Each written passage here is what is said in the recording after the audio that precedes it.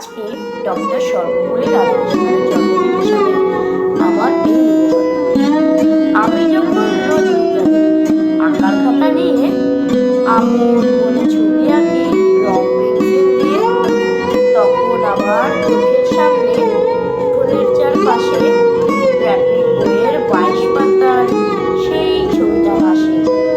মাথায় সাদা পাগড়ি, চোখে চশমা, মুখে হাসি।